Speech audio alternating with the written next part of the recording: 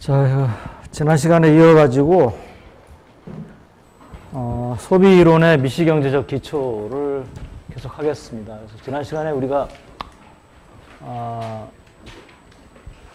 그 케인즈의 절대소득 이론에 대해 이 가지는 이제 그 문제점이 있었고, 이런 문제점을 이제 우리가 좀 해결할 수 있는 소비 이론을 좀 제시하기 위해서는 좀 보다 그 소비에 관해서 근본적으로 우리가 좀 들여다볼 필요가 있고, 그 일환으로 소비 이론의 미시경제적 기초를 한번 보자라고 했습니다. 그래서 소비 이론의 미시경제적 기초라고 하는 것은 다른 것이 아니고, 합리적인 소비자라면은, 합리적인 경제 주체라면은 소비를 어떻게 결정할 것이냐. 그때 합리적인 경제 주체라고 하는 것은 예산 제약 하에서, 주어진 예산 제약 하에서 자신의 효용을 극대화시키는 그런 이제 소비자겠죠. 그럼 이제 미시경제적 기초로 갔을 때 우리 소비 이론이라고 하는 것이 그리고 이제 무엇이냐라고 할 때, 우리 소비, 거시경제학에서의 소비는 우리가 비록 미시경제적인 기초를 가지고 보려고는 하지만은 거시경제학에서의 소비라고 하는 것은 X제하고 Y제 간의 선택의 문제가 아니고, 전체 소비 액수에 내가 이번 달에 뭐 100만 원을 소비할 것이냐, 150만 원을 소비할 것이냐라고 하는 것의 결정인데, 그걸 가만히 들여다보면은 이번 달에 나에게 주어진 소득은 이미 정해져 있기 때문에 내가 그 중에서 150만 원을 쓴다라고 하면은 그만큼 뭡니까? 그러니까 저축을 적게 한다는, 더 많이 소비를 하면. 그래서 결국은 거시경제학에서의 소비 선택의 문제는 소비와 저축 간의 선택의 문제고, 근데 저축은 왜 하느냐라고 하는 것을 생각하면 이제 소비와, 현재 소비와 미래 소비 간의 선택의 문제다. 그래서 그런 얘기를 했었고요. 그래서 거시경제학에서의 소비 이론은, 소비 선택은 X제와 Y제 간의 선택이 아니고 기간 간 소비액의 선택이다. 그래서 intertemporal consumption choice라고 했고요. 그래서 이제 우리가 기간 간 예산 제약을 이제 먼저 기간 간 소비 선택의 문제를 보기 위해서 일단은 이제 효용 함수가 있어야 되고, 그러니까 선호 체계를 나타내는. 두 번째는 이제 예산 제약이 있어야겠죠. 예산 제약을 먼저 보자. 그래서 지난 시간에 우리가 얘기한 것이 가장 간단한 이제 기간 간 선택의 문제를 보려면 최소한 두 기간은 필요하다. 그래서 1기하고 2기라고 놓고, 1기의 소득, 2기의 소득은 이거는 이미 주어져 있고, 주어진 상태에서 소비만 선택하는 이런 문제를 이제 보기로 했었죠. 이때 이제 예산 제약을 한번 우리가 보기 위해서 첫 번째 우리가 경우를 본 것이 그 로빈슨 크루소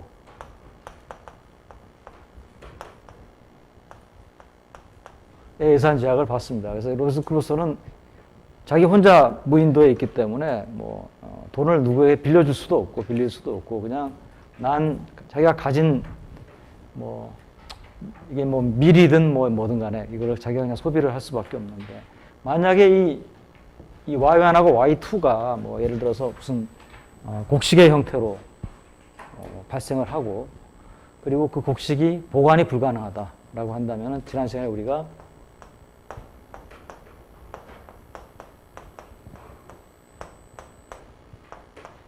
뭐 이런 식으로 이제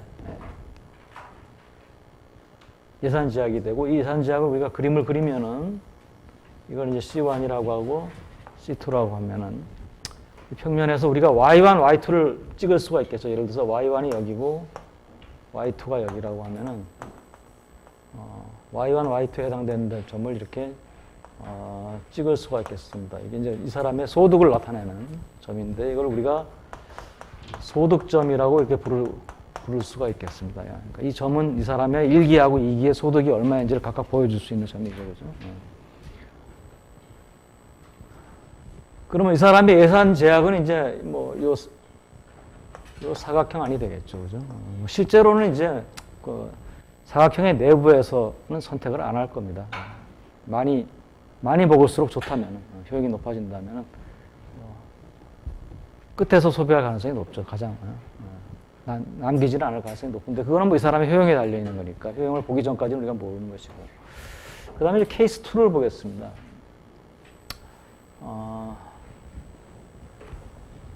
케이스 2는 대차 거래가 가능한 경우입니다.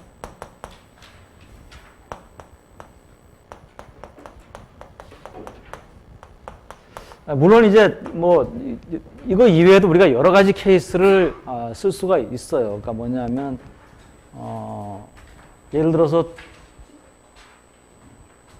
이 케이스 1에서는 보관이 불가능한 경우를 얘기를 했는데 만약에 이것을 남겨가지고 다음 1기에 다 소비를 하지 않고 일부 남겨둔 곡식을 2기에 그대로 쓸 수가 있다면은 그렇죠?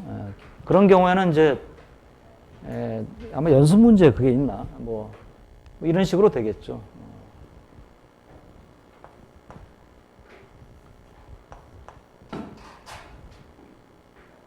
C1은 Y1을 넘어가지는 못하겠죠, 그죠? 그런데 이제 C2는 어떻게 되느냐? C2는 Y2에다가 더하기 S1하고 같아지잖아요. S1은 뭐냐면은 Y1 빼기 C1이죠. 그래서 C2는 Y1 더하기 Y2 빼기 C1인데 C1이 이제 0보다 크고 Y1보다 작기 때문에 C2의 범위가 나올 수가 있겠죠. 그죠?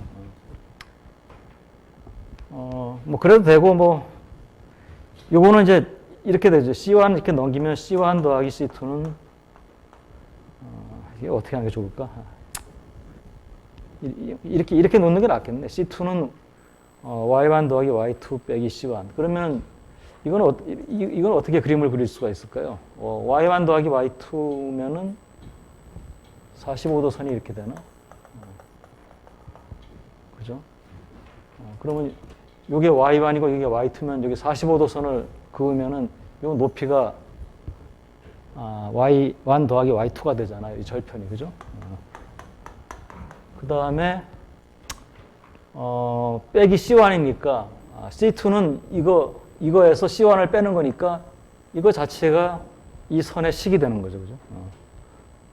C2는 Y1 더하기 Y2 빼기 C1이라는 직선의 식이 바로 이 선에 의해서 나타낼 수가 있는 것이고. 그러면 근데 이 안에 있는 모든 점들이 다 이용 가능하냐? 그게 아니고 C1은 제로부터 Y1밖에 안 돼요. 그죠? 그러니까 C1의 범위는 여기밖에 안 되고 여기는 넘어갈 수가 없죠. 왜? 이거는 2기에서 밀을 끌어다 쓸 수는 없단 말이에요. 보관만 가능하고. 2기에 있는 밀을 끌어다 쓰려면은 타임머신이 있어야 되잖아요. 그 기술은 없다는 거죠. 그죠? 그러니까 이 사람이 쓸 수 있는 것은 바로 이 범위가 되겠습니다.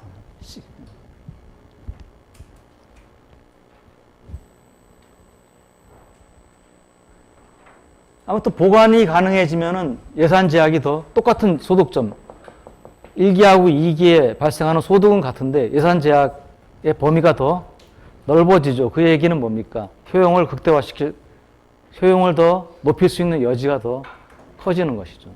그런 건 이거는 그냥 우리가 여담으로 본 것이고, 자, 대차 거래가 가능한 경우를 봅시다. 대차 거래라고 하는 것은 이제 이웃이 있어가지고 남아도는 밀을 빌려주고 모자라는 밀을 빌렸다가 그 다음에 2기 때 갚을 수가 있는 경우예요.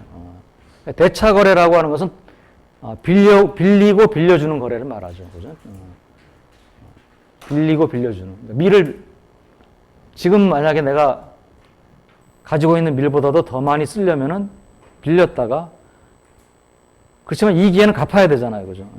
안 갚을 수는 없으니까. 만약에 지금 내가 밀이 너무 많으면은 지금 좀 남겨뒀다가 2기 때 내가 쓰겠다. 그것도 이제 남겼다가 쓸 수도 있지만은 빌려줬다가 돌려받으면은 혹시 이자라도 더 받을 수 있으니까. 만약에. 그래서 대차 거래가 가능한 경우는 우리가 이자율을 이렇게 이자율은 이제 1기에서 남겨서 2기로 갈 때 이제 이자율이 R이라고 하는 이자율이고, 이 이자율이 얼마로 결정되느냐라고 하는 것은 여기서는 묻지 않겠습니다. 이제 그까지 하려면은 제너럴 이퀄리브리움이 돼야 되는데, 뭐 그 모양이 더 복잡해지니까 여기서는 일단 이자율은 R로 주어져 있다. 자, 그러면 이제 이때는 한번 우리 제대로 한번 예산 제약식을 세우는 방법을 생각해 봅시다. 일단은 우리가 C1이 제로보다 크고 Y1보다 작다 뭐 이런 얘기 할 필요가 없어요. 왜냐하면 더 커질 수도 있어요. 그죠? 그러니까 이런 식의 예산 제약은 아니고, 일단은 우리가 이렇게 봅시다. S1이라고 하는 것이 1기 때 소득에서 1기 때 소비를 하고 남는 부분을 우리가 저축이라고 부른다고 합시다. 그럼 이걸 S1이라고 합시다. 이 S1은 플러스의 값을 가질 수도 있고 마이너스의 값을 가질 수도 있어요. S1이 플러스의 값을 가지면 플러스의 저축을 한다는 얘기고, 그 얘기는 뭐냐면 소득보다도 소비를 적게 한다는 얘기고, 마이너스 값을 가지면 이제 마이너스의 저축인데, 마이너스의 저축이라고 하는 것은 소득보다도 소비를 더 많이 한다는 얘기죠. 자, 그럼 이제 S1이 이렇게 발생하고, 그러면 이 S1은 이제 이 자체는 플로우입니다. 이 1기 기간 중에 내가 쭉 걸쳐가지고, 그러면 이제 1기 말이 되면은 이 플로우인 S1의 결과 나에게 뭐가 생기냐면은 내 재산이 생깁니다. S1이 내 재산이 되는 거예요. 스탁이. 이 순간, 1기 말, 이 순간이 되는 순간에 이제 스탁이 발생하는 거예요. 그럼 이 재산을 이 사람이 그냥 미래 형태로 2기로 가져갈 수도 있지만은 대차 거래가 가능하면 뭡니까? 빌려주는 게 더 낫거든요. 그죠? 왜냐하면 빌려주면 R이라고 하는 이자가 발생하잖아요. 그렇잖아요. 그래서 이 사람은 1기 말에 이걸 빌려줍니다. 빌려준 것은 이제 B1이라고 합시다. B1이라고 하는 것은 이제 B는 뭐 반드라고 하는 것을 나타내는 말인데, 다른 이웃들한테 자기가 저축한 미를 빌려주는 겁니다. 그럼 B와는 S1이 되겠죠, 당연히. 왜냐하면 이 사람이 처음에 1기 초에 아무런 미를 가지고 출발을 하지 않았다면은, 이 사람이 가지고 있는, 1기 말에 가지고 있는 밀은 1기 중에 자기가 벌어들인, 재배한 밀에서, 거둔 밀에서 소비하고 남은, 나머지만이 딱 1기 말에 가지고 있는 밀이잖아요. 그러니까 이거는 1기 중에 저축이고, 이거는 1기 말의 밀의 양인데, 이 밀의 양이 그냥 밀의 양이 아니고, 이거는 뭡니까? 다른 사람한테 빌려줌으로써 어떤 채권이라든지 남에게 빌려준 밀로 변환이 되는 것이죠. 그러니까 이 형태가 변함으로, 금융자산으로 변환이 됨으로 인해 가지고 이것이 뭡니까? R이라고 하는 이자를 받을 수 있는 근거가 여기서 발생한 것이죠. 자, 그 다음에 이제 어떻게 됩니까? 2기가 되면 어떻게 되느냐. 2기가 되면은 이 사람은 C2를 쓰고요. 더하기 S2가 이제 2기인데, 이거는 2기 중에 이 사람이 가지고 있는 소득을 가지고 이제 하면 되겠죠. 근데 소득은 Y2에다가 더하기, 이것만 2기 중에 소득이 아니고 R 곱하기 B1이 될 겁니다. 잠깐만요. 뒤에 우리 있는데 이거를 뭐 이렇게 됩니다. 그러니까 이건 뭐냐면 2기 중에 이 사람이 이 사람한테 발생한 소득은 Y2, 2기 중에 로빈슨 크루소가 재배를 해가지고 거둬들인 밀하고요. 그 다음에 뭡니까? 1기 때 밀을 빌려줬는데, 그 빌려준 밀로부터 이 사람이 받는 이자가 2기 때의 이 사람의 소득이 되겠습니다.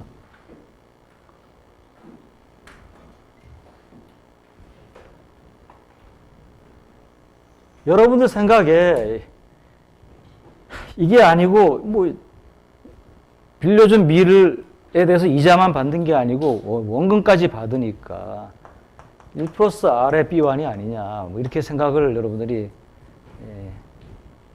할 수도 있어요. 근데 이거는 우리가 지금 플로우로서의 소득을 가지고 얘기를 하는 것이기 때문에 이기 때 발생하는 소득은, 플로우는 이자 소득입니다. 그 다음에 이제 마지막으로 이제 2기 말에 이 사람의 이제 스탁을 우리가 따져야 되겠죠. 그러니까 플로우 따지고 스탁 따지고 플로우 따지고 스탁 따져야 돼요. 그러니까 이게 아마도 내가 1학기 때 거시경제 1 가르칠 때 수업 들은 학생들은 내가 유량 변수, 저량 변수, 유량, 저량 항상 구분하는 습관이 있어야 되고 중요하다라고 얘기를 해줍니다. 다른 수업을 들어도 아마 교수님들이 그런 얘기를 할 거예요. 왜 그러냐면 그 구분하는 게 중요하다는 거예요. 이게 그 구분이 잘 안 돼 있는 사람은 여기다가 그냥 손 가는 대로 1 플러스 R B1이라고 씁니다. 구분이, 스탁하고 유량하고 저량의 구분이 없으니까 그 사람들은.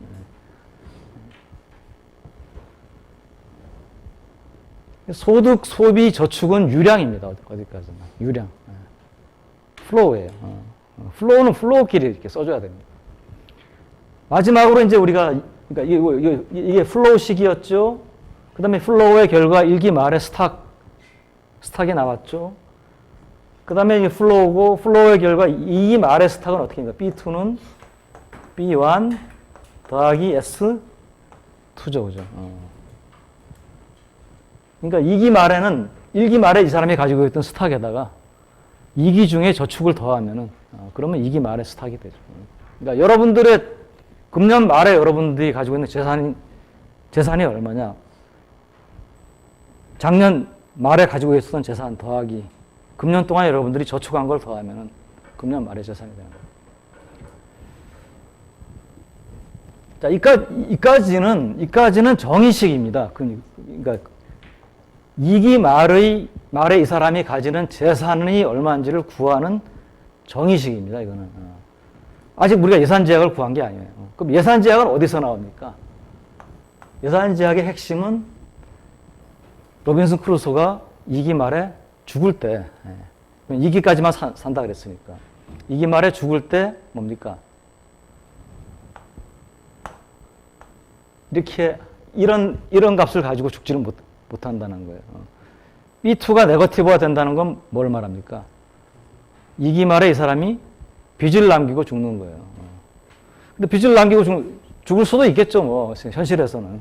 그런데 여기서는 모든 사람이 모든 걸 다 알아요. 돈을 빌려주는 사람도 로빈슨 크루소가 2기 말이면 다 목숨이 다 아리라는 걸 알고, 로빈슨 크루소의 재산 상태도 알고, 다 알아요. 그러면은 이제 2기 말에 이런 일이 벌어진다라고 하면은 뭡니까? 로빈슨 크루소가 빚을 갖고 죽는다는 얘기잖아요. 그러면 이 사람이 죽으면은 자식이 있는 것도 아니고 빚 갚아줄 사람이 없는 거 아니에요. 그러니까 빚을 떼이잖아요. 그러면 이게 다 서로를 다 안다라고 하는 게 바로 인포메이션이 여기서는 다 있다라고 보니까 로빈슨 크루소한테 돈을 빌려줄 사람이 제가 오늘 밤에 죽을 텐데 내가 이 돈을 빌려달라 그러는데 빌려주면은 돈을 못 갚을 게 뻔해요. 못 받을 게. 누가 빌려주겠습니까, 이거? 그죠? 그러니까 이런 일은 벌어질 수가 없어요. 그러면 어떻게 됩니까? 로빈슨 크루소가 죽을 때 빚을 안 갖고 죽거나 아니면은 재산을 좀 남기고 죽는 거야 뭐 누가 뭐라 그러겠어요. 로빈슨 크루소 스스로가 억울하지. 그러니까 이 조건이 나오고 이게 바로 예산 제약을 가져오는 조건이 됩니다. 이 조건이 없이는 이 조건이 만약에 없다면은 로빈슨 크루소가 Y1, Y2는 주어져 있죠. R 주어져 있죠. C1하고 C2를 무한대로 크게 만들어도 됩니다. C1하고 C2를. 그러면 B2가 당연히 무한대로 마이너스가 되겠죠. 그죠?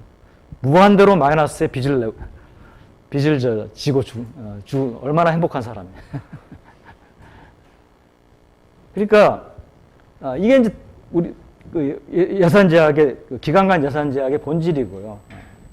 그러면 이제 이것이 일로 들어오면 이제 우리 예산 제약을 구할 수가 있습니다. 그래서 여기서 이제 우리가 예산제약을 구하기 위해서 어떻게 이제 하냐면 이 B2를 이렇게 놓고요. B1 대신에는 S1이고 S1 대신에는 Y1 빼기 B1이죠. B2는 요 식에서 B1 대신에 S1을 넣을 수가 있고, 그러니까 내가 아까 이제 유량하고 저량을 섞으면 안 된다라고 했는데, 요거는 뭐냐 하면은 저량이 유량의 결과로 생기는 거잖아요, 그죠? 내가 재산을 가지려면은 저축을 해야지 재산이 생기는 거예요. 그러니까 이거는 뭐 그런 의미에서 보시고, 이거는 이제 이거는 저축이라는 내가 유량을 정의를 하려고 할 때는 유량 가지고 정의를 해줘야 됩니다. 오케이. 그래서 B2는 S1이고 S1은 Y1 빼기 P1이니까 Y1 빼기 C1으로 이렇게 쓸 수가 있고요. 그 다음에 더하기 S2인데 S2는 이거 넘기면 되니까 더하기 Y2 빼기 더하기 RB1 빼기 C1인데 C2인데 또 B1이 여기 있는데 B1은 다시 또 Y1 빼기 C1으로 바꿀 수가 있겠죠. 그러면은 equal 1 플러스 R에 Y1 빼기 C1 더하기 Y2 빼기 C2가 되고요. 요게 뭡니까? 요게 0보다 같거나 크다라고 하는 조건을 집어넣고, 요거를 정리를 하면은, 요거를 C1, C2를 왼쪽으로, 오른쪽으로 넘겨서 정리를 하면은 1 플러스 R, 여러분들이 이거는 아마 많이 보던 형태일 겁니다. 이런 식의 이제. 그러니까 소비가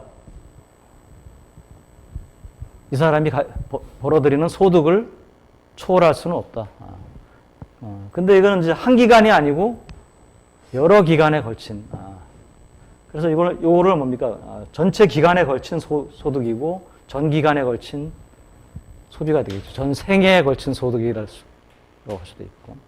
그래서 한 가지 여러분들이 이제 눈여겨봐야 될 것은, 똑같은 얘기가 이런 식으로 쓰여지질 않고요. 예산제약이. 전 생애에 걸친 소비가 C1 더하기 C2라고 할 수도 있잖아요. 전 생애에 걸친 소득은 Y1 더하기 Y2. 그런데 1 플러스 R이 나눠져 있거든요. 그러니까 이거는 무엇을 나타냅니까? 1기의 밀하고 2기의 밀은 같은 가치가 있는 게 아니라는 거죠. 같은 가치를 가지지 않았다. 1기에 이 사람이 가지고 있는 밀 1kg하고 2기에 가지고 있는 밀 1kg은 그대로 더할 수가 없어요. 왜? 서로 가치가 달라서. 어떤 의미에서 가치가 다르냐? 바로 뭡니까? 1기에 있는 밀은, 이걸 뭡니까? 내가 R이라는 이자율이 있으니까. R이라는 이자를 받고 빌려주면은 2기에는 1 플러스 R kg가 돼요. 그렇잖아요. 또 2기에 내가, 그러니까 그 얘기로 끝냅시다. 1기에 있는 밀은 2기에는 1 플러스 R kg가 됩니다. 빌려주면. 그러니까 1기의 밀 1kg하고 2기의 밀 1kg가 같은 가치가 있는 게 아니고 1기의 밀 1kg하고 2기의 밀은 1 플러스 R kg가 같은 가치가 있어요. 그러니까 1기의 밀하고 2기의 밀을 더할 때는 같은 잣대로, 동일한 가치로 환산해서 더해줘야 되는데, 서로 가치가 다른 걸 더하는, 그러니까 같은 우리가 밀이라고 부르지만 1기의 밀하고 2기의 밀은 다른 거란 말이에요, 지금. 마치 사과하고 배처럼 다른 거예요. 그 두 개를 그냥 더해주면 안 되고, 배의 가치를 사과 몇 개에 해당된다라고 환산해서 더해줘야 된다는 거죠. 그 환산하는 게 뭡니까? 여기 이미 아는 듯이 1기의 밀 1kg는 2기에는 1 플러스 R kg니까 1기, 2기. 그러면 2기의 이 밀 1kg는 1기에는 어떻게 되겠습니까? 1 플러스 R분의 1kg겠죠. 그러니까 2기의 밀 1kg당 1기로 같은 기간으로 환산해줘야 되니까 1기로 환산해줄 때는 1 플러스 R분의 1kg가 되겠죠. 그래서 여기에 1 플러스 R로 나눠졌지만 사실 1 플러스 R분의 1 곱하기 C2나 마찬가지거든요. 그래서 그렇게 환산을 해준 겁니다. 이것을 이와 같이 하는 것을 우리가 현재 가치로, 현재라는 게 1기이기 때문에 여기서는 1기의 가치로 환산을 해준다 이렇게 얘기를 합니다. 물론 이걸 우리가 2기의 가치로 쓸 수도 있어요. 뭐 양변을 전부 다 1 플러스 R을 곱하면은 전부 다 2기의 가치로 우리가 쓴 셈이 되겠죠.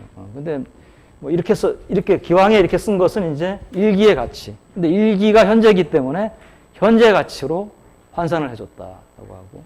근데 현재 가치로 환산을 할 때 보통 어떻게 됩니까? 이렇게 보통 이자율이 양이기 때문에 2기, 3기 미래의 가치는 현재 가치로 환산할 때 자기 값보다도 줄어들게 되겠죠. 그리고 줄어든다라고 하는 것이 우리가 뭡니까? 할인한다.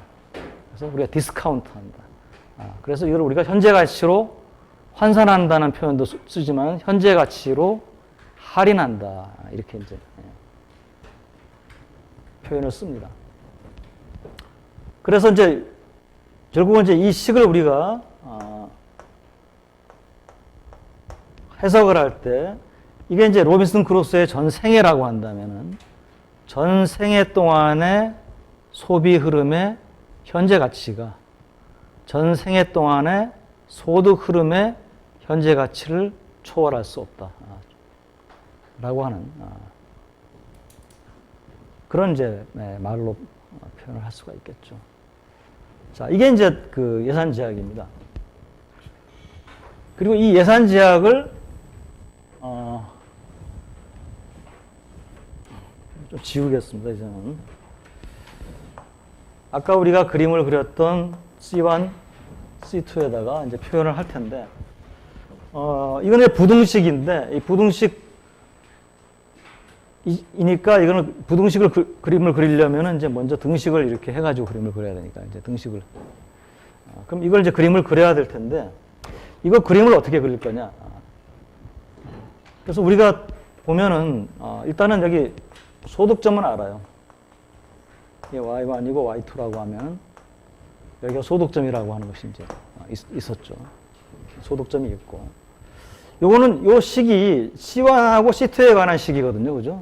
저기다 그림을 그리려면. 그러면 C1, C2에 대해서 이거는 선형식이죠. 그럼 직선을 그림을 그리는데 우리가 직선의 그래프를 그리려면은 여러분들 잘 알다시피 뭡니까? 기울기하고 절편의 값을 알아도 되고 그 다음에 직선상에 두 점의 점을 알아도 되고 이으면 되니까. 또 한 가지 방법은 직선상에 한 점을 알고 기울기를 알면 직선을 그리고 있습니다. 우리는 세 번째 방법을 쓸 겁니다. 왜?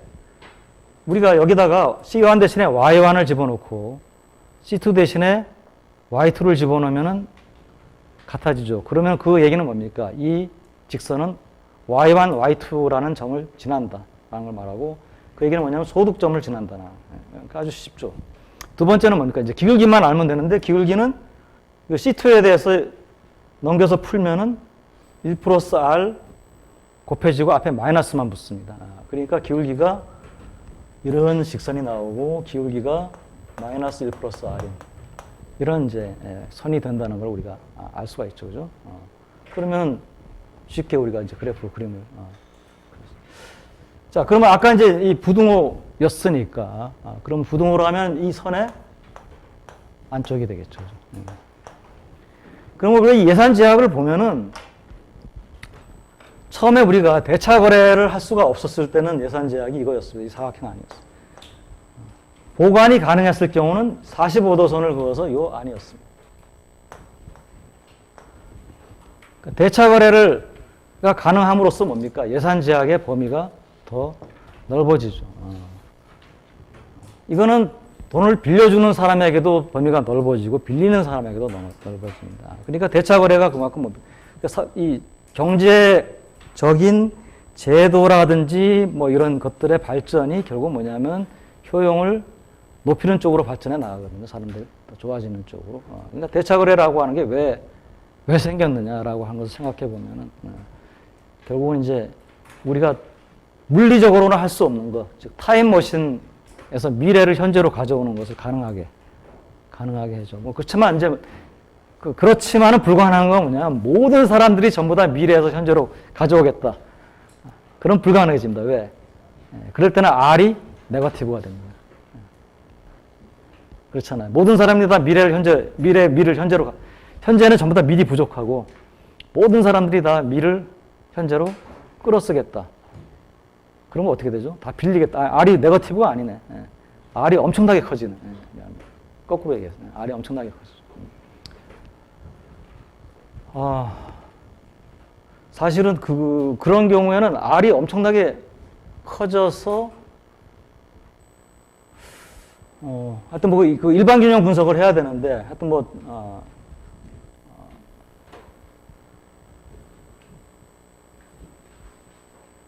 그 얘기는 우리가 나중에 이자율 효과 같은 걸 보면은 조금 더 이제 알 수가 있을 거예요. 자, 이제 우리 예산 제약은 이제 이렇게 봤습니다. 그 다음으로 봐야 될 게 뭡니까? 그 다음으로 봐야 될 게, 그래서 이제 우리가, 그 다음으로 보기 전에,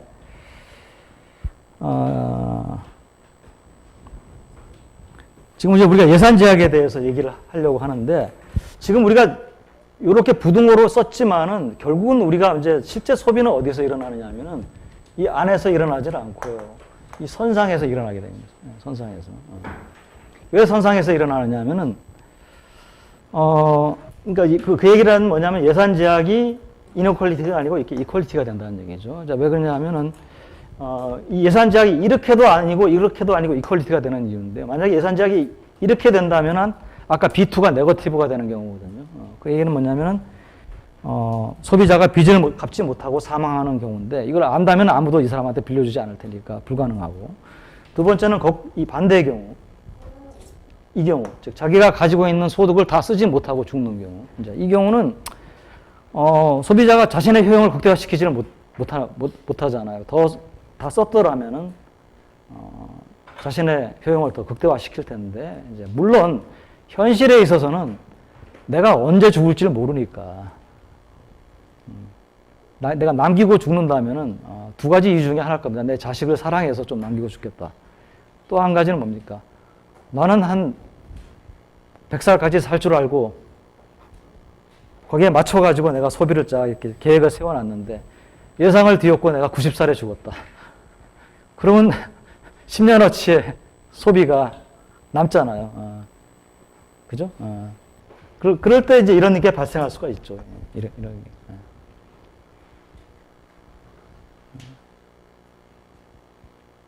그런데 지금 이 모형에서는 현실성은 좀 떨어지지만 우리는 뭐라고 했냐면 이 모든 사람이 2기간 살고 언제 죽을지를 알고 그걸 너도 알고 나도 알고 다 알아. 좀 현실성 떨어지는 가정이지만 뭐 이렇게 좀 우리 간단한 모형을 보자고 그렇게 가정을 한 거예요.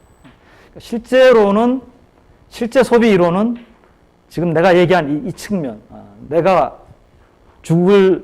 언제까지 살지가 불확실하잖아요. 그 사람들도 다 알기 때문에 사람들이 소비 행위가 거기에 맞춰가지고 이루어집니다. 실제는. 그리고 소비 이론도 거기에 맞춰가지고 발전을 해야 돼요, 현실에 맞춰서.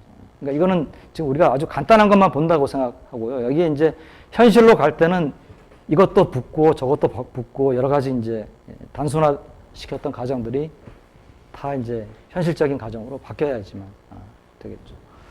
그래서 이제 일단은 두 번째 이유 때문에, 즉 남기고 죽으면 자기가 언제 죽을지를 확실하게 아는데 뭐 그래도 나는 뭐 사과나무를 심는다 뭐 이거는 합리적인 소비자는 아닌 것 같고 종교적으로는 합리적인 소비자일 수 있을지 모르겠지만은 그래서 세속적으로 합리적인 소비자는 아니고 경제학은 세속적인 학문이기 때문에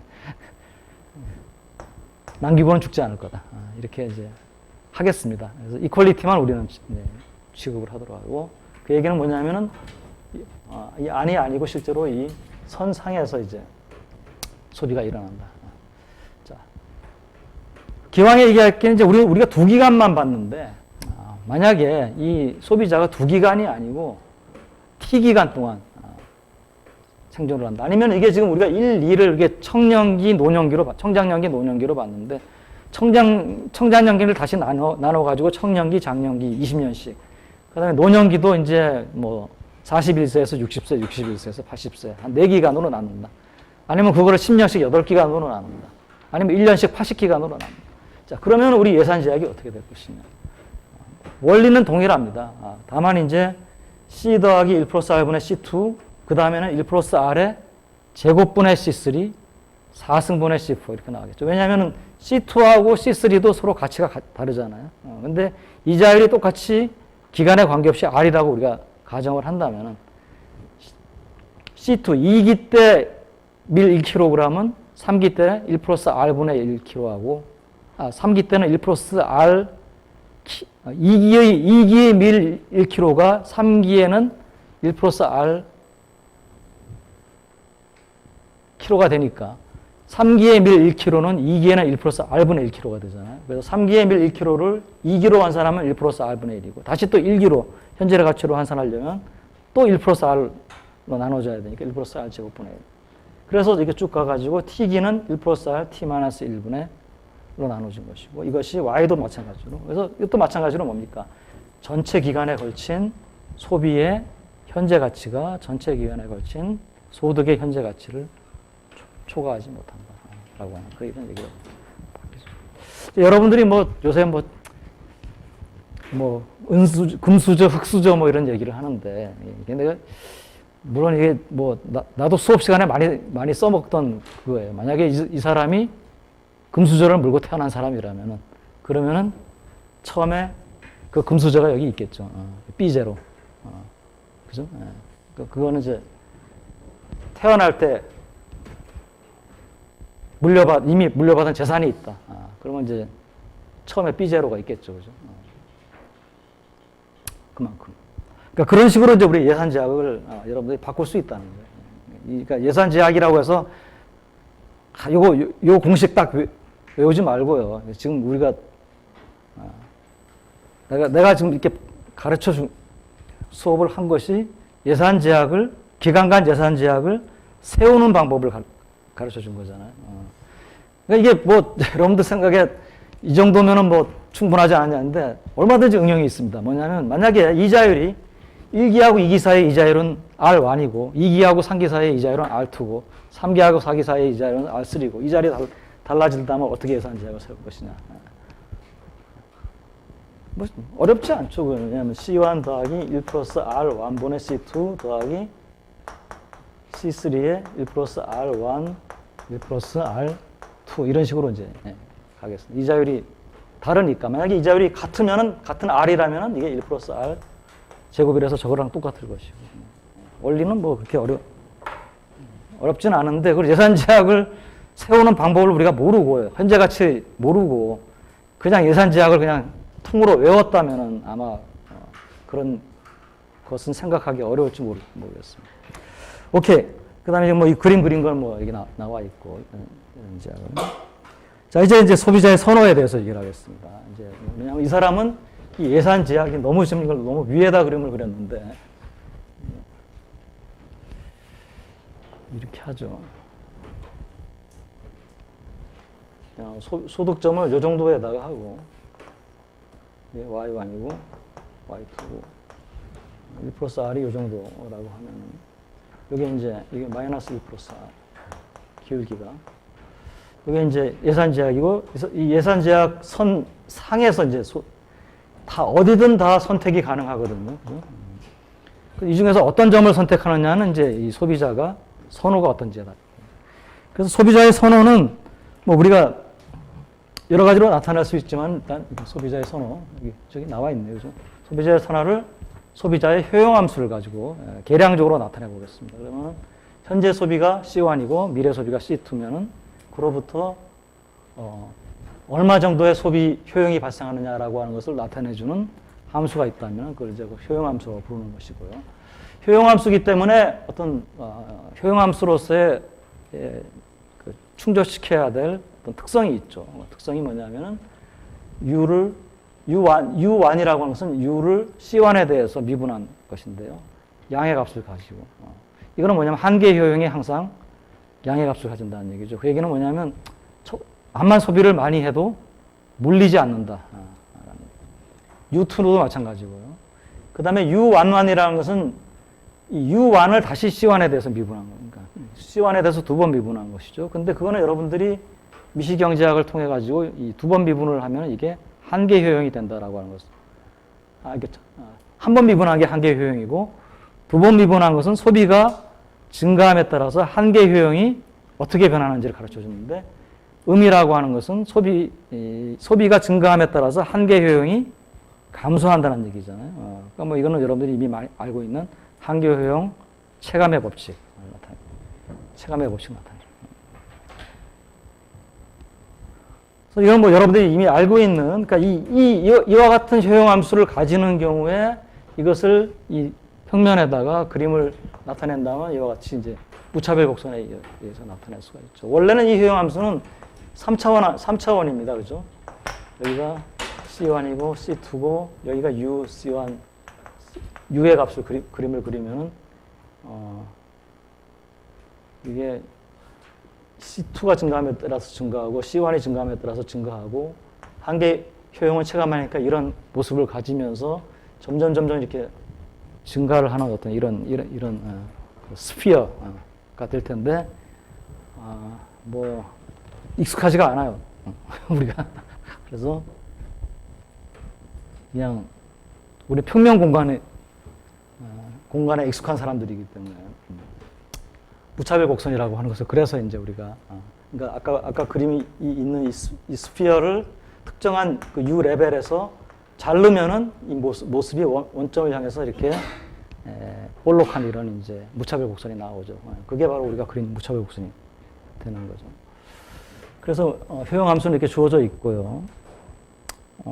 이제 효용 함수의 예를 하나 좀 보겠습니다. 우리가 이제 실제로 그 수식을 가지고 이제 이와 같은 걸 할 때 이거 좀 쉽게 풀기 위해서 우리가 효용 함수에 대해서 어떤 특정한 형태를 우리가 주는 경우가 있습니다. 그래서 보면 우리가 만약에 UC1, C2를 이런 식으로 준다고 합시다. VC1 더하기 1 플러스 R분의 VC2.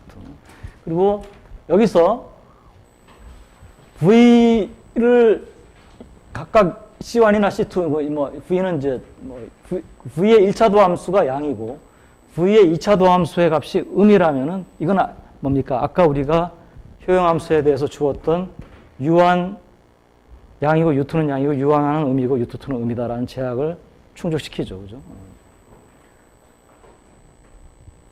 자, 근데 이와 효용함수를 이렇게 썼을 때 이와 같은 효용함수는 우리가 생각할 수 있는 효용함수의 아주 특수한 형태입니다. 아주 특수한 형태예요. 근데 왜 우리가 이걸 쓰느냐? 취급하기가 쉽기 때문에. 그렇지만 효용함수가 항상 이렇다는 건 아니에요. 이런 효용함수를 우리가 이렇게 쓸 수 있을 때 우리가 뭐라고 부르냐 하면은 효용이 additively separable하다라고 이렇게. 이거 additively separable이니까 뭡니까? separate 할 수 있잖아요. separable 했죠. 그 다음에 이게 곱셈이 아니고 덧셈으로 separate를 시켰으니까 additively separable하다. 이런 식으로 이제 효용함수의 특성을 얘기를 해줍니다. 그 표현을. 근데 이렇게 썼을 때 재미있는 것은 이제 이 로 1 플러스 로분의 1이라고 하는 이제 이 식인데요. 이 표현인데요. 이 표현은 우리가 마치 현재 가치로 소비나 소득의 흐름을 할인을 할 때 쓴 표현하고 비슷합니다. 그렇죠. 현재 가치로. 이것도 보면은 VC1은 현재 발생하는 효용이거든요. 왜냐하면 C1으로부터의 효용이기 때문에 현재 소비로부터 발생하는 효용이니까 지금 현재 효용이죠. 이번 기간 중에 효용. VC2는 같은 V라고 썼지만은 이거는 뭡니까? C2로부터 발생하는 효용이에요. 그러니까 미래에 발생하는 효용이에요. 그럼 현재 효용하고 미래 효용을 그대로 우리가 동일한 1대1로 더할 수가 있느냐. 만약에 1대1로 더할 수가 없다면은 서로 다른 현재 효용하고 미래 효용이 1대1의 가치가 서로 똑같은 가치가 없다면 나에게 그 가치의 차이를 조정을 해줘야겠죠. 그게 바로 1 플러스 5분의 1이 하는 겁니다. 그러니까 이거는 마치 효용을 현재 효용으로 할인해주는 역할을 합니다. 이 로의 값이 만약에 0보다 크다. 이건 뭘 말합니까? 미래 효용을 현재 효용보다 내가 낮게 평가하는 거죠. 이건 뭐 내추럴한 보통 사람들은 다 일반적으로 그렇습니다. 내일 나한테 떡 하나 주겠다는 약속보다도 지금 떡 하나 주겠다는 약속이 더 나한테는 더 신빙성이 있고 더 좋단 말이에요. 그래서 요 로우를 우리가 보통 뭐라고 부르냐 하면은 시간 선호율 또는 시간 선호 할인율이라고 부릅니다. 그러니까 이 로우의 값이 크다라고 하는 것은 그만큼 뭡니까? 현재를 선호하는 거예요. 현재 효용을 선호하는 거예요. 또는 로우의 값이 큰 사람은 현재 효용을 선호하기 때문에 그런 사람을 우리가 보통 또 어떤 그 사람의 특성을 어떻게 얘기하냐면 impatient consumer라고 합니다. 그러니까 현재 효용을 좋아하기 때문에 이 사람은 뭡니까? 아무래도 현재 많이 쓰려고 할 겁니다. patient하다면 뭡니까? 참고 나중에 많이 쓰는 것을 더 좋아하는 거예요. 그래서 이거는 이거 자체가 무슨 중요하고 그런 게 아니고, 이게 이제 우리 현실에도 사람들이 이런 사람이 있고 저런 사람이 있잖아요.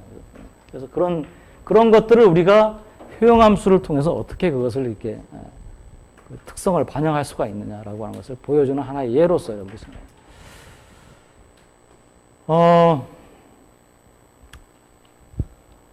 빨리 가야겠다. 한 가지만 더 얘기를 하면은, 이 페이션스 나타내는 게, 좋은 예가, 여러분들 고사성어에 조삼모사라고 하는 거 있잖아요. 조삼모사. 원숭이들이 이제, 오늘 갑자기 데모를 했어요.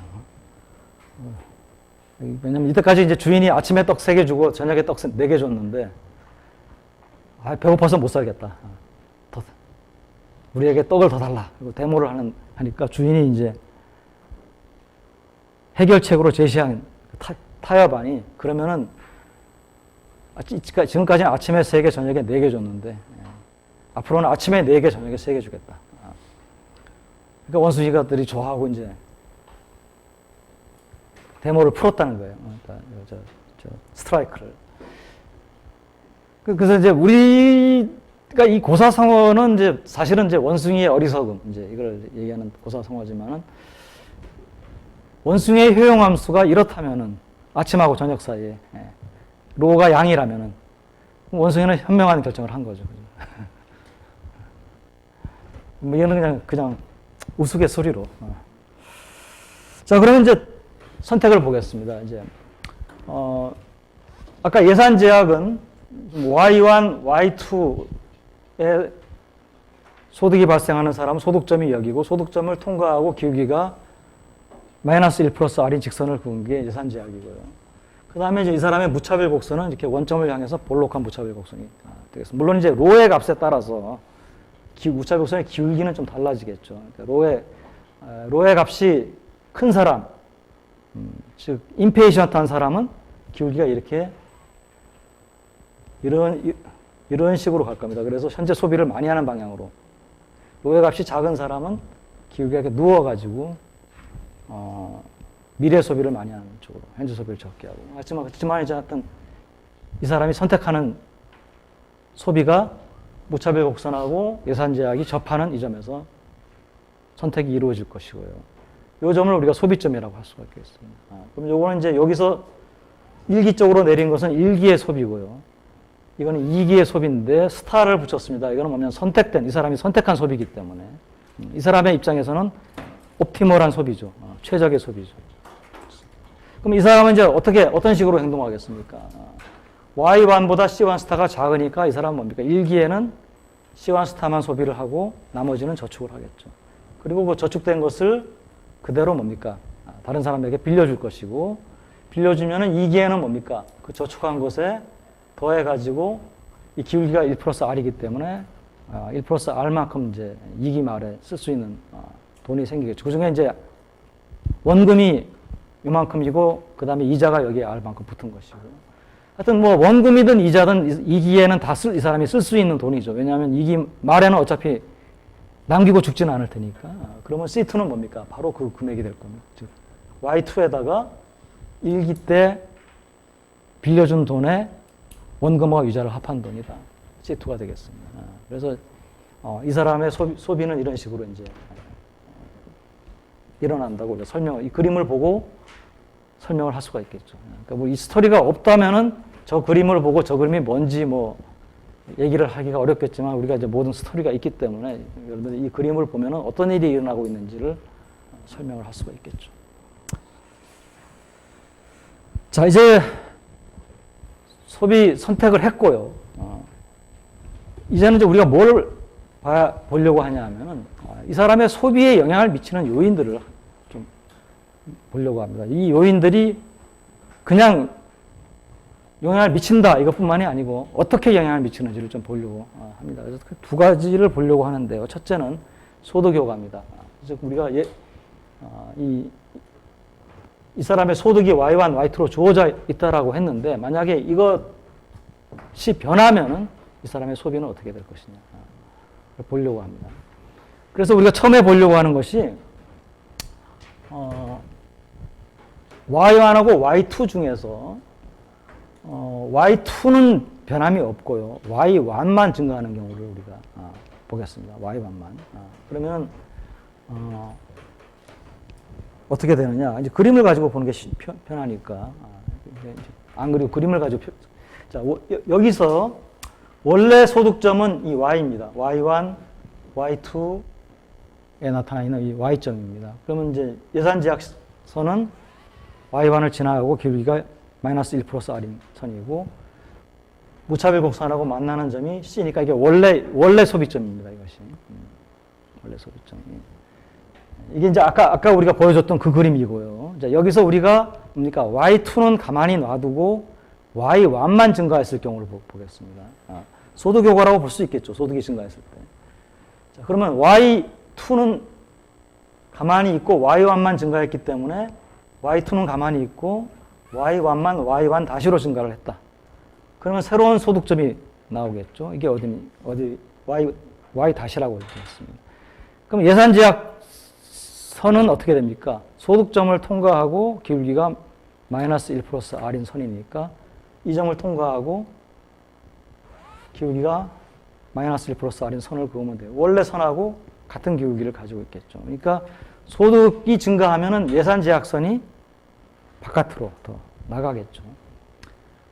자, 그러면 이제 새로운 소비점은 무차별 곡선이 여러 개가 있으니까 그 중에서 하나가 예산제약선하고 또 접하는 점, C-라고 합시다. 그럼 우리가 C하고 C-를 비교를 해보면은 현재 소득의 증가가 이 사람의 소비에 영향을 어떻게 미치는지를 우리가 얘기를 할 수가 있겠죠. 자, 그런데 나는 지금 여기다가 C-를 이렇게 찍었지만은 이 그림에서는 어떻게 됩니까? C보다도 C-가 더 우상향 방향에 있으니까 그건 뭡니까? 현재 소비도 증가하고 미래 소비도 증가하고 라고 하는 걸 보여줍니다. 이게 케인즈의 추측하고 같죠. 왜? 현재 소득이 증가했는데 사람들이 뭡니까? 현재 소비를 증가시켰어요. C하고 C-를 비교해보면은 현재 소비가 더 늘어났어요. 근데 현재 소비가 늘어나는 부분이 소득의 증가분보다는 적어요. 그건 어떻게 알 수 있습니까? 이거 뭐 이렇게 비교하는 것보다도 C2가 증가하잖아요. 이거 비교해보면. C2가 증가하려면 Y2는 안 변했는데 C2가 증가하려면 1기 때 좀 남겨야지만 증가시킬 수 있잖아요. 그러면 이게 우리가 소득이 증가하면은 소득 증가의 일부는 소비를 증가시키는 데 쓰고 일부는 저축을 증가시키는 데 쓴다. 즉 한계 소비 성향이 0보다 크고 1보다 작다라고 하는 얘기를 이 그림은 잘 보여줍니다. 그런데 그거는 내가 이렇게 그려서 그렇지. 만약에 이것이 여기서 이렇게 내려와서 이렇게 접하는 것으로 그림을 그린다. 또는 여기서 어디죠? C보다도 이쪽에서 접하는 것으로 내가 그림을 그린다. 라고 해도 원래 무차별 곡선 이거하고 내가 그린 무차별 곡선이 서로 만나지만 않는다면 그러면은 그건 틀린 무차별 곡선이 아니에요. 그러니까 그 얘기는 뭐냐면 여기서도 소비가 일어날 수 있고 여기서도 C-가 있을 수도 있습니다. 내가 우연히 이렇게 그렸다 뿐이지. 자, 여기에 C-가 있는 여기에 C-가 있는 경우를 한번 생각해 볼까? 여기에.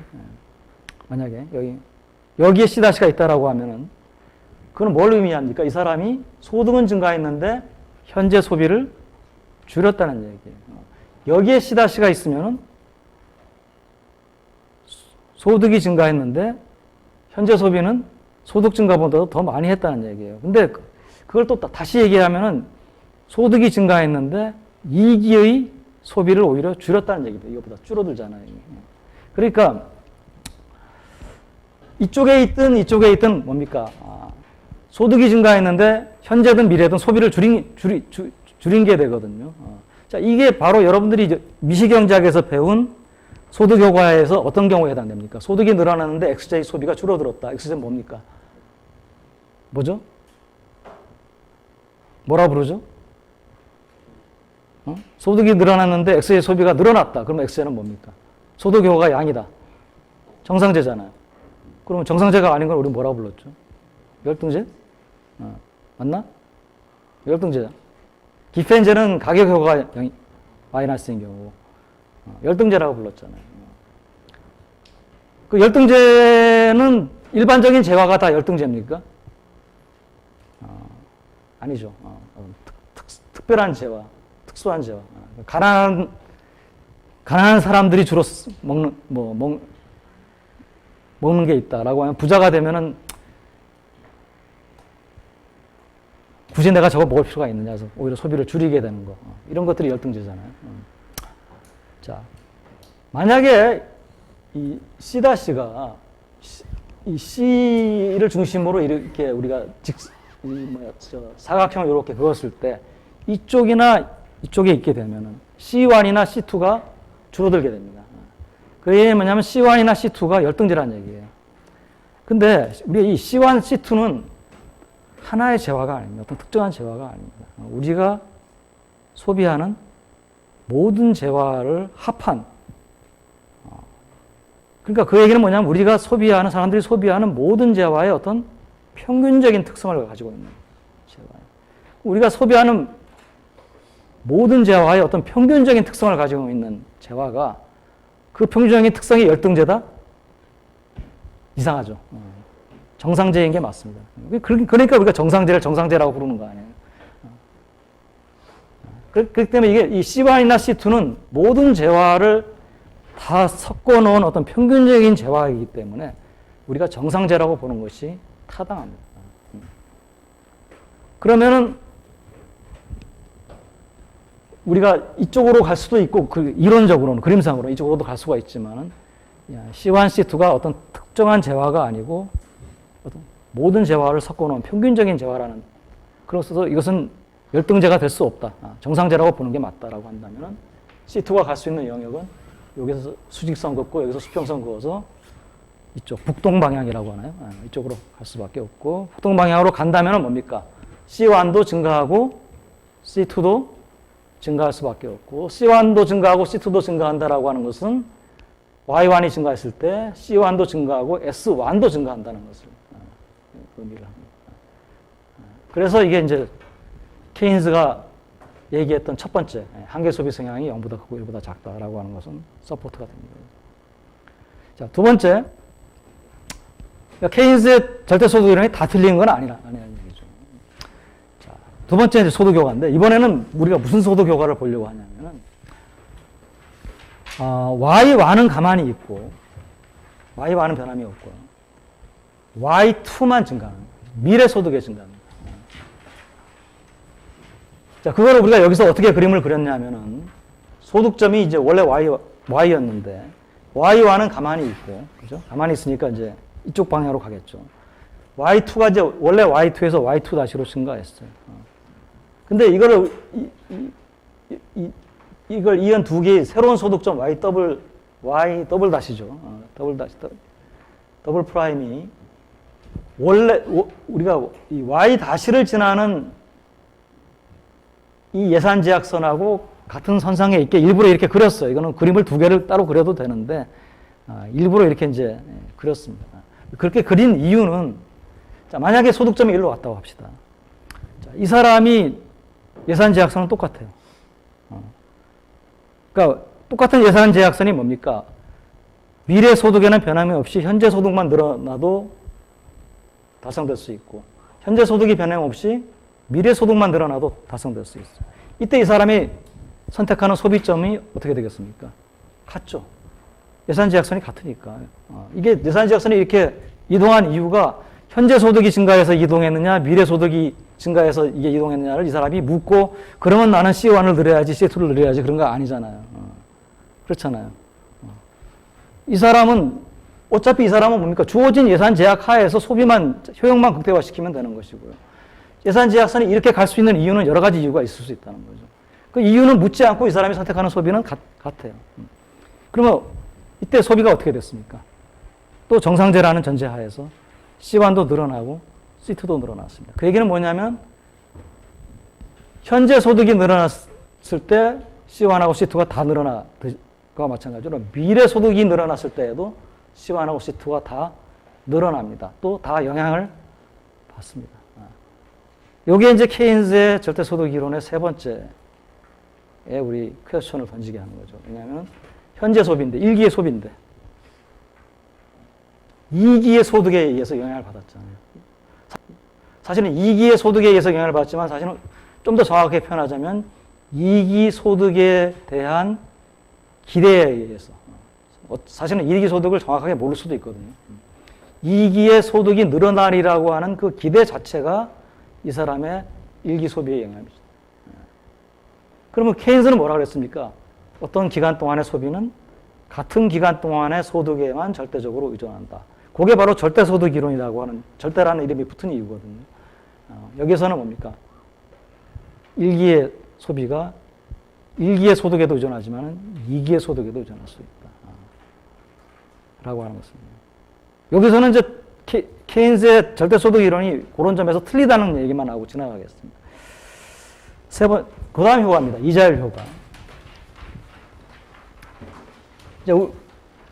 이자율 효과는 조금 더 복잡하죠. 왜냐하면 이제 소득 효과는 기울기의 변함이 없이 평행 이동을 했는데, 이제 이자율 효과는 이런 거죠. 이자율이 이렇게 이 점이 있는데, 이자율이 변합니다. 이자율이 변하는데, 여러분들이, 이자율 효과는 여러분들이 그 미시경제학에서 XJ, YJ 소비 선택할 때, 가격 변화의 효과하고 같습니다. 생각하면 됩니다. 근데 다만 차이는 XJ, YJ 가격이 변했을 때 이제 여기 절편을 중심으로 해가지고 이 절편을 축으로 해가지고 이게 돌았는데, 이거는 뭡니까? 이 소득점을 중심으로 해서 돕니다. 왜냐하면 소득점을 항상 통과를 해야 되고, 소득에는 변함이 없으니까. 기울기, 이자율이 변한다는 것은 이 기울기가 1 플러스 R이니까, 마이너스. 기울기가 뭐 이자율이 올라간 경우를 생각해 볼까요? 그러면 이렇게 변하게 됩니다.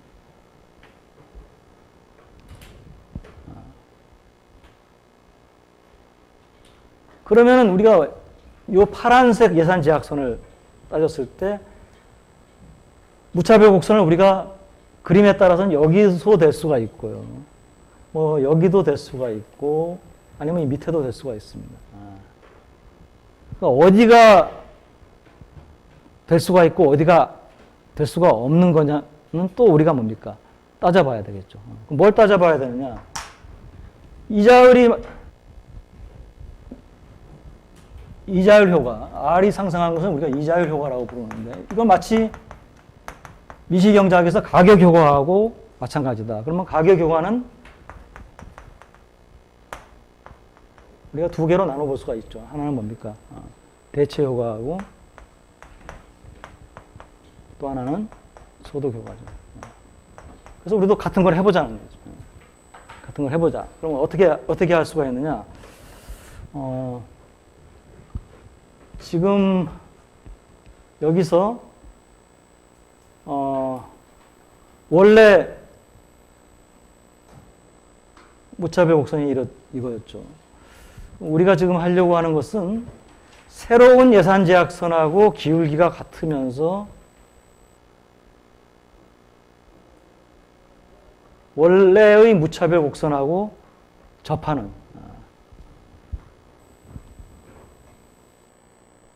맞나요? 네, 그 선을 한번 그려보겠습니다. 그 선을 그리면은 빨간 걸 갖고 그리니까요. 노란 거.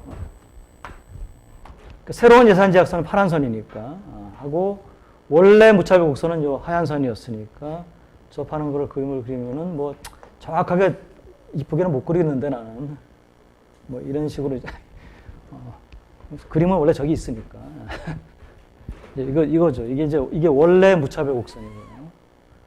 원래 예산제약선이고, 이게 새로운 예산제약선이거든요. 이거랑 같은 기울기를 가지면서 원래의 무차별 곡선하고 접하는 걸 그러니까 B점이 나옵니다. 그러면 우리가 지금 A에서 C로 가는 게 이자율 효과인데, 가격 효과인데, 그 A에서 C로 가는 것을 두 개로 나눈다는 거죠. A에서 B로 가는 거예요. 이거는 뭐였습니까? 대체 효과죠, 여러분들. 미시경에서 배운 것이고, 그 다음에 B에서 C로 가는 거는 예산제약선의 기울기는 같으면서 예산제약선 자체가 이제 평행이동한 거니까 소득효과에 해당되겠죠. 그래서 대체 효과는 A에서 B로 간 것이고요. 소득 효과는 B에서 C로 간 것이 되겠습니다. 자, 이런데 이 경우에 그 크기를 보겠습니다. 자, 대체 효과는 뭐 여러분들이 잘 알다시피 뭡니까? 아주 간단하죠. 이거는 뭐 딱 한 방향이죠. 뭡니까? 상대적으로 값이 비싸진 재화를 적게 소비하는 거죠. 그러면 자, 이자율의 상승이 1기 소비하고 2기 소비하고 둘 중에 어느 것의 가격을 더 상대적으로 올려놓는 게 되겠습니까? 아까 우리가 1기 소비 한 단위하고 무엇이 같다 그랬어요? 2기 소비, 미안합니다. 2기 소비 한 단위하고 1기 소비 1 플러스 R분의 1 단위가 같다는 거죠.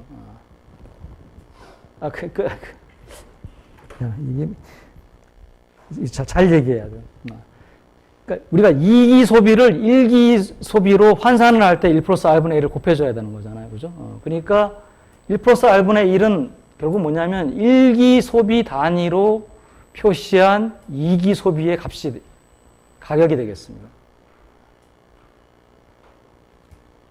1기 소비로 표시한 2기 소비의 가격. 그러니까 다시 생각해 보면 이런 거죠. 내가 2기 소비를 내가 한 단위 더 늘리고 싶어요. 그러면 그러기 위해서는 뭡니까? 1기 소비를 희생해야 되죠. 얼마나 희생하면 되느냐? 1 플러스 R분의 1 희생하면 되죠. 왜냐하면 이자율이 1 플러스 R이, 이자율이 R이니까. 그 얘기는 우리가 거꾸로 얘기하면 내가 이렇게 표현해. 2기 소비를 한 단위 더 늘리기 위해서는 1기 소비를 1 플러스 R분의 1 단위 줄이면 된다. 그러니까 그건 뭡니까? 2기 소비를 한 단위 늘리기 위해서 1기 소비 1 플러스 R분의 1 단위를 그 값으로 내가 대가로 치렀다라고 할 수가 있잖아요. 이게 상대 가격의 개념이거든요. 그러니까 이자율은 결국은 뭐냐 하면은 이자율이 뭐냐? 여러분들은 돈을 빌려주고 빌리는데 들어가는 가격이라고 생각하지만 사실은 이자율은 뭐냐 하면은 1기 소비하고 2기 소비, 또 나아가서는 1기 재화하고 2기 재화, 1기 노동하고 2기 노동, 서로 다른 기간 간의 재화나 생산 요소의 상대 가격을 결정해 주는 겁니다. 이자율이. 그걸 여러분들이 빨리 이해할수록 이 수업은 여러분들에게 굉장히 쉬워지는 수업입니다. 이제 지금 바로 들어오질 않으면은 쉬는 시간에 한번 친구들하고 얘기를 한번 해보세요. 하면은 금방 여러분들이. 자, 그러면은 이자율이 올라갔다? 자, 2기 소비가 비싸진 겁니까? 1기 소비가 비싸진 겁니까? 2기 소비가 싸지고 1기 소비는 비싸진 거예요. 거꾸로 얘기하면. 왜냐하면 1 플러스 R분의 1이 뭐라 그랬습니까? 1기 소비 단위로 표시한 2기 소비의 가격이거든요. 이자율이 올라가면 이게 떨어집니다. 2기 소비의 가격이 떨어졌다는 얘기죠. 2기 소비가 싸진 거예요.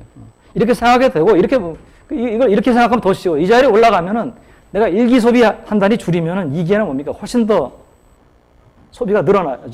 소득이 늘어나요. 아니야, 미안합니다. R이 올라갔으니까 소득이 더 늘어나요. 그러니까 이 사람은 뭡니까? 1기 소비가 그만큼 더 가치가 있는 거죠. 2기 소비에 비해. 그래서 뭐 그런 식으로 생각을 하고 보면은 상대적으로 값이 싸진 게 뭐냐? 2기 소비가 싸졌거든요. 그러니까 대체 효과는 뭡니까?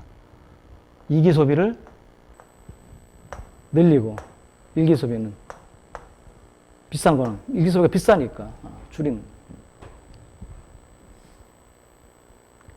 근데 이와 같은 의사결정이 이렇게 생각해도 되지만 여러분들 생각에는 이자율이 높아졌으니까 지금 안 쓰고 저축하면 2기에 훨씬 많은 소득이 발생하니까 그거 즐기는 게 낫지 않느냐. 뭐 이렇게 생각을 해도 돼요. 그 생각이나 이 생각이나 사실은 같은 생각인데 이게 더 근거가 있는 생각이죠. 대체 효과를 가지고 설명하는 것이. 소득 효과. 소득 효과는 뭡니까? 소득이 늘어나는 경우에 정상제라면은 소득 효과는 플러스일 거고. 이거 C1, C2라고 이렇게 쓰지 말고요. 이게 C1, C2라고 하고요. 대체 효과는 C1을 줄이고 C2를 늘린다고 이렇게 화살표로 표시하겠습니다. 또는 뭐 플러스 마이너스로 여러분들이 써도 되고요. 소득 효과는 뭐냐? 소득이 늘어났을 때 정상제라면은 이제 소비가 늘어나는 소득 효과 플러스겠죠. 그죠? 이게 정상제예요. 그러면 이제 우리가 판단해야 될 것은 이 경우가 소득이 늘어난 거냐 줄어든 거냐 판단합니다. 예산제약선이 어떻게 됐습니까? B에서 C로 갈 때 예산제약선이 밖으로 나갔습니다. 밖으로 나가는 것은 소득이 늘어날 때 나가는 거죠. 그러니까 이거는 이 경우에는 소득 증가, 소득 효과인데 소득 증가입니다. 이거는 증가. 그러니까 C1도 늘어나고 C2도 늘어납니다. 그러면 두 개 다 합한 이자율 효과는 어떻게 되겠습니까? C와는 두 개 중에 어느 게 더 큰지를 우리가 모르기 때문에 분명하지가 않고요. C2는 어떻습니까? C2는 늘어납니다. 여러분들 생각에는 이자율이 올라가면 현재 소비가 줄어들 것 같은데 소득 효과 때문에 그렇지 않다는 거예요. 자, 왜 이 경우에 소득이 늘어난 거냐? 이 사람은 뭡니까? 이 사람이 지금 어떤 사람이냐 하면은 현재 이자율이 올라가기 전에 어떤 사람이냐면 Y1 소득점은 여기고 소비점은 C1 스타가 여기였습니다. 그러니까 이 사람은 현재 뭡니까? 다른 사람에게 돈을 빌려주고 있는 사람입니다. 돈을 빌려주고 있는 사람이 이자율이 올라가면은 좋습니까? 나쁩니까? 좋죠. 더 많이 받으니까 나중에. 그러니까 소득이 늘어나는 효과가 있는 거예요. 이 사람은 대부자기 때문에 돈을 빌려주는 사람 대부자라 그러죠. 대부자기 때문에 소득 효과. 자, 그러면은 뭐 시간이 다 됐지만 요거까지 해야지 우리가 이제 끝날 수가 있으니까. 지금 우리가 대부자를 얘기를 했는데 차입자를 생각해 봅시다. 차입자. 이 경우는 이제 뭐냐 하면은 소득점은 여기 있고 Y 있고요. 예산제약선은 이거고요. 무차별 곡선이 여기 접해서 소비점은 C입니다. 이 사람은 뭡니까? C와 스타가 여기이기 때문에 현재 소득보다도 소비를 많이 하고 있는 사람이에요. 그럼 그러려면 이 사람은 뭡니까? 현재 차입을 해야겠죠. 그래서 이 사람은 차입자입니다. 이 그림을 보고 여러분들이 그런 스토리를 이제 얘기를 할 수가 있어야겠죠. 우리가 모형을 배웠기 때문에. 이게 차입자다. 근데 이 경우에 이제 이자율이 올라갑니다. 그러면 예산제약선은 여기를 중심으로 해가지고 아이고 내가 잘못 얘기를 했습니다. 잠깐 잘못 얘기를 했어요. 이게 기존이야. 기존 예산제약선은 이 선이고요. 여기를 통과하고 있고 이 사람의 소비점은 여기입니다. 지금 여기가 지금 이 사람의 소비점. C1 여기서 접하고 C1 스타고 그러니까 굉장히 많이 차입을 하고 있는 사람이죠. 자, 이 경우에 이자율이 올라가면 소득점을 중심으로 예산제약선이 기울기가 커집니다. 그러면은 이제 이 사람은 아마도 뭐 C점과 같은 점에서 이제 새로운 소비를 선택을 할 텐데 이걸 우리가 좀 더 분명히 알아보기 위해서 이제 이것도 대체효과, 소득효과로 나눠보자 이거죠. 그러면 나누는 방법이 새로운 예산제약선하고 기울기가 같으면서 기존의 무차별 곡선하고 접하는 점을 우리가 구하면 B점이 됩니다. B점. 그 다음에 그러면 우리가 A에서 C로 가는 건데 이 이동을 좀 그림을 보면 좀 이상하지만 A에서 B로 가는 거 이거는 대체 효과죠. B에서 C로 가는 거 소득 효과 두 개로 나눠볼 수가 있습니다. 그럼 그 크기를 봐야 될 텐데 그러니까 지금 우리가 이때까지 본 이 경우는 이건 대부자의 경우 이쪽에다가 차입자의 경우를 한번 써봅시다. 차입자의 경우에는 C1하고 C2에 대한 효과가 대체 효과는 어떻게 되겠습니까? 대체 효과는 항상 방향이 분명하다 그랬죠. 상대적으로 값이 싸진 것을 많이 소비해요. 그러면 이거는 뭡니까? 그림은 이상하게 보이지만은 대체 효과는 이 자리에 오르면은 1기하고 2기 소비에 대한 대체 효과는 동일합니다. 그렇죠. 1기 소비가 더 비싸졌어요. 그러니까 적게 소비하고 2기는 많이 소비하는 대체 효과. 소득 효과 어떻습니까? 소득 효과는 예산 제약선이 안으로 들어왔기 때문에 이 경우에는 소득이 줄어든 효과가 있습니다. 왜 그러냐? 이 사람은 뭡니까? 차입자예요. 차입 많이 하고 있는 사람이에요. 차입을 많이 하고 있는 사람이 이자가 높아지면 어떻게 됩니까? 이전보다 더 못 살게 되는 거 아니에요. 이자율이. 그렇잖아요. 내가 1,000만 원 차입하고 있는데 이때까지 이자율을 5%에 차입하고 있었는데 이자율이 미국이 막 이자율 인상하니까 우리나라도 덩달아서 통화정책 긴축해가지고 이자율이 10%가 된다. 그러면 이때까지는 연 1,000만 원 넘어 1억을 내가 빚을 지고 있는데 이때까지는 5%였다면 1년에 500만 원 갚아야 되는데 10%가 되면은 1년에 1,000만 원을 갚아야 되잖아요. 원금 더하기. 이전보다도 더 뭡니까? 내가 가난해졌잖아요. 갚아야 될 돈이 늘어났으니까. 그러니까 이 사람은 뭡니까? 소득이 줄어든 거나 마찬가지예요. 왜냐하면 그 500만 원 갚아야 될 돈이 늘어난 것은 그만큼 소득이 줄어든 거나 마찬가지거든요. C1, C2는 또 정상제라고 하면은 C1, C2는 줄어듭니다. 그러면 이걸 합한 이자율 효과는 이번에는 C1은 줄어들고 C2가 이번에는 또 퀘스천 마크입니다. C1이 줄어든다는 것은 결국 뭐냐 하면은 차입자에 있어서는 이자율 증가는 뭡니까? 현재 소비를 줄이도록 만듭니다.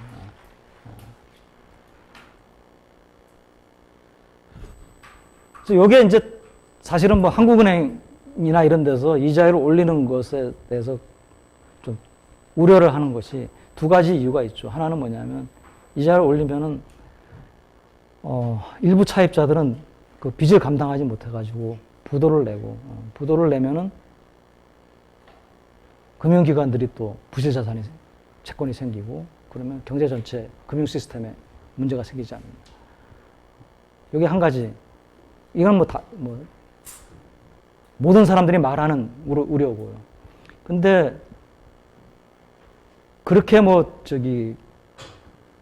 부실 채권으로 인해 가지고 그러니까 한은이나 하여튼 모든 국책 연구기관들이 얘기하는 것은 가계부채에 대해서 얘기하는 것은 가계부채로 인해 가지고 위기가 올 것이냐, 위기가 올 정도는 아니다. 맨날 그런 얘기를 합니다. 은행들이 BIS 비율이 건전하고 웬만한 시나리오 하에서는 우리나라 금융위기 오지 않는다. 가계부채 때문에. 이런 정도 얘기를 하는데 두 번째는 뭡니까? 이자율이 올라가면은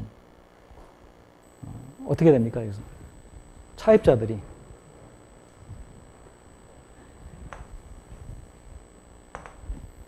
소비를 분명히 줄이잖아요. 그렇죠? 대부자들은 소비를 늘릴지 줄일지 잘 모르는데 줄입니다. 차입자들 소비를 줄이면 어떻게 됩니까?